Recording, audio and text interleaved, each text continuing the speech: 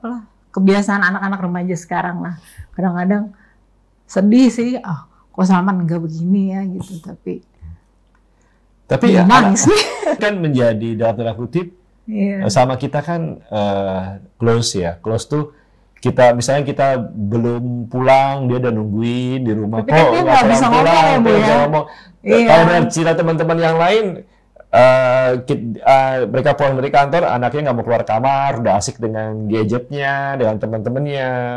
Asal muasal semua adalah terapi kan. Asal muasal semua adalah terapi. Piano, musik, tapi kita lihat terapi yang bermanfaat dan bisa dijadikan andalan buat Salman untuk hidup lah.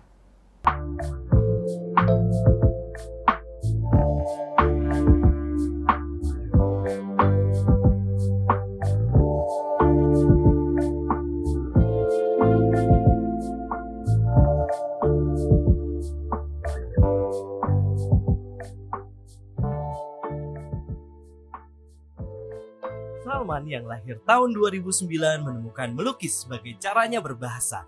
Goresannya yang sederhana malah menjadi sebuah jembatan emosional bagi siapapun yang memandang. Dalam perjalanannya, Salman sempat beberapa kali berkontribusi dalam pameran. Di tiap pamerannya, lukisan dari Salman selalu mengundang daya tarik bagi pengunjung yang melihat. Seni awalnya merupakan bentuk terapi penyembuhan autisme bagi Salman. Saat menghadapi masa-masa sulit, dia menemukan ketenangan dan perlindungan dalam melukis.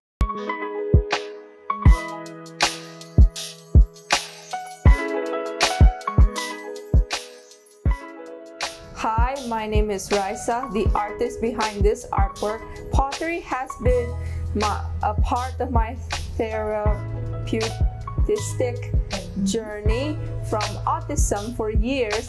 This is an original work I made by hand with all my heart, joy, and excitement. Saya Sofwan Farisi, orang tua dan ayah dari Muhammad Salman Farisi.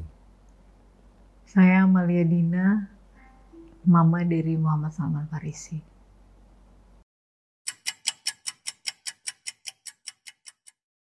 Ya. Tapi kalau dari kira kayak gitu ya, dari si Dina ya dia menjadi lebih positifnya, dia lebih banyak di rumah menjaga Salman dan sebagainya, day to day jadwal Salman itu ada di detail gitu ya walaupun kadang-kadang sih too protektif juga sih. Kalau misalnya di kumpul sama teman gitu ya Bu ya, kan anak-anak temanku kan nggak kenapa-kenapa ya, biasa aja gitu. Jadinya kalau misalnya itu sedangkan mereka cerita anak gue lagi ini apalah kebiasaan anak-anak remaja sekarang lah. Kadang-kadang sedih sih, kok Salman enggak begini ya gitu, tapi ya nangis nih. Ya, tapi anak-anak kayak Salman kan jadi lebih dekat sama orang tua ya. Iya, tapi anak temanku bilang, tapi Din, Salman itu udah ini loh katanya gitu, udah dia udah tahu ahlinya kelebihan Salman apa, Salman udah bisa cari uang malah kata dia gitu, terus udah membanggakan lah Din anak lo kata dia gitu. Udah istilahnya dia udah kemana-mana gitu kan. Tapi kan pengen juga tuh kalau misalnya dengar cerita mereka gitu. Ya pusingnya beda lah gitu ya. Pusingnya ya, beda. Mungkin ya. Jadi kalau kita kan Salman kan menjadi dalam tanda kutip sama kita kan close ya. Close tuh misalnya kita belum pulang, dia udah nungguin di rumah. Tapi kok nggak bisa ngomong ya Bu ya. Kalau dari cerita teman-teman yang lain, mereka pulang dari kantor, anaknya nggak mau keluar kamar, udah asik dengan gadgetnya, dengan teman-temannya, main game bareng. Jadi saya kira enak juga ya, gitu loh. Iya, sama itu kayak kemarin kayak kita gitu. kalau pas liburan ke Turki gitu berdua sama Sofwan ke Paris, dia nggak ada ngomong aku kangen mah gitu, enggak. Cuma dia ya udah dia ke kamar mama, dia tidur di kamar aku, terus udah video call di mana-mana. Tapi dia nggak pernah ngomong kangen atau apa. Cuma dia menunjukkan sikap dia aja sih. Tapi intinya apa ya? Kalau kita lihat anak kayak Salman itu lebih ke kitanya tuh menjadi lebih lama gitu, dekat sama kita. Kalau lihat anak-anak seumur Salman sekarang 3 SMP udah nggak mau dipeluk lah, udah nggak mau apalah, nggak mau jalan bareng. Nah sedangkan Salman justru Masih, jadi ya dinikmatin aja lah. Emang ditakdirin seperti itu. Ya kan? Tapi saya enjoy. Kadang-kadang cuman kesel, kadang-kadang ya wajar lah. Repetisi pertanyaan. Tapi secara menyeluruh kadang-kadang, ya udah oke.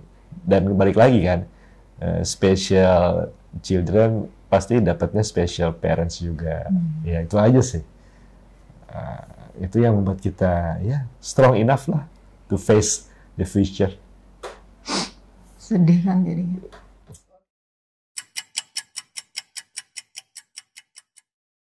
Kalau short term ya pasti kita target short banget adalah tamat SMA, gitu kan?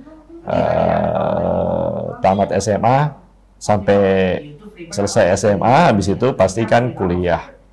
Tapi kalau kita lihat dari semua yang dia pahami adalah kita pasti arahnya ke seni lukis. Soalnya itu lebih berkecukupan untuk dari sisi mungkin income ya, buat dia bisa bertahan hidup sih di situ.